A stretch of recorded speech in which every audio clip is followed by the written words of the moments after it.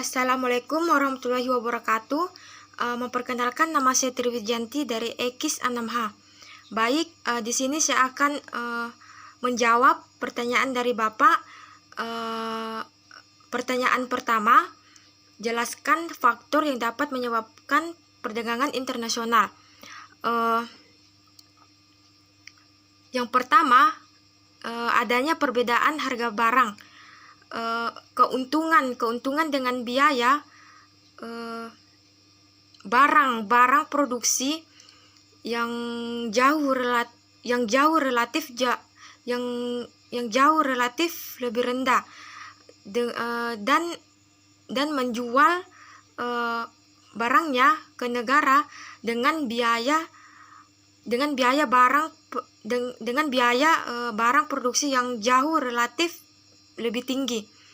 Nah, contohnya seperti pada saat kita ingin membeli sebuah sepatu di mall terdekat, tetapi sepatu tersebut harganya jauh lebih mahal.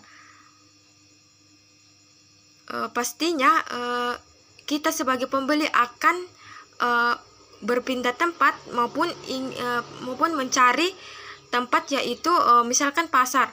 Nah, pasar ini yang menjual sepatu tersebut dengan harga yang lebih murah. Biasanya hal ini terjadi dikarenakan pasar yang mendapatkan supplier yang tepat, dan supplier yang dapat menjual sepatu tersebut dengan harga yang lebih murah. Nah, yang kedua, adanya perbedaan hasil produksi.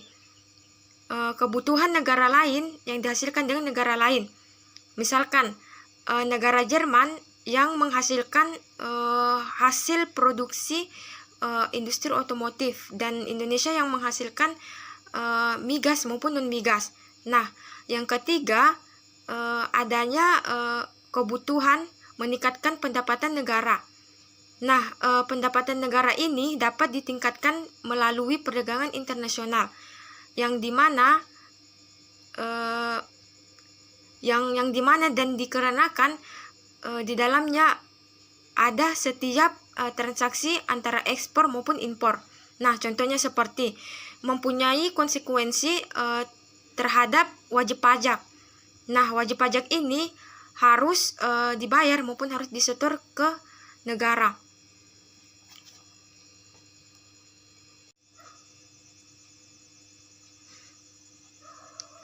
Baik, pertanyaan kedua, jelaskan mengapa perdagangan internasional dikatakan dapat meningkatkan market share dan produktivitas.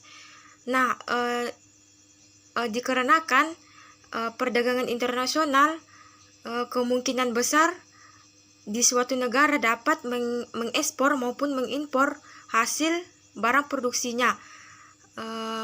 Misalnya seperti alat maupun mesin yang jauh lebih canggih dengan yang lainnya.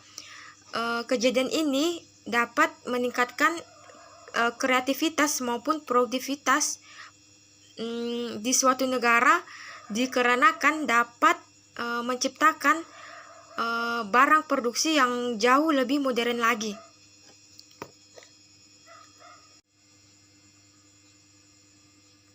Baik, pertanyaan ketiga, jelaskan bagan ataupun skema pembayaran ekspor impor dengan mekanisme letter of credit atau LC.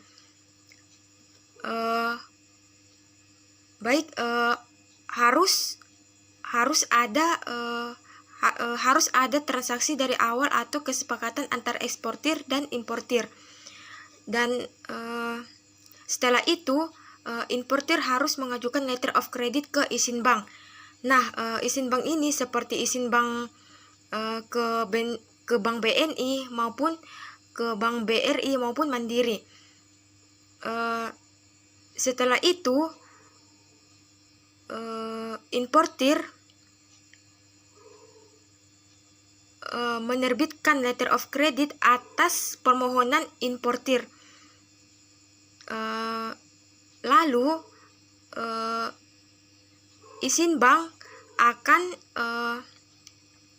mengeluarkan kontrak letter of credit, dan izin bank ini akan menerbitkan letter of credit dan akan meneruskannya ke letter of credit ke izin bank atau bank negosiasi untuk mendapatkan konfirmasi dari eksportir. Nah, setelah itu eksportir akan menyerahkan barangnya ke agen pengantar. Jadi agen pengantar ini tergantung apakah para eksportir akan memakai jasa pengangkut kapal maupun pesawat untuk mengantar barang tersebut. Nah, setelah itu setelah barangnya tiba, eksportir akan mendapatkan dokumen bill of lading. Nah, dokumen bill of lading ini akan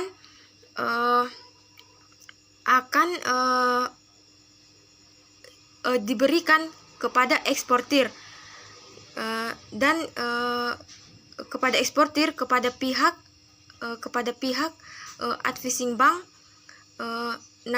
Advising bank ini sama dengan bank negosiasi.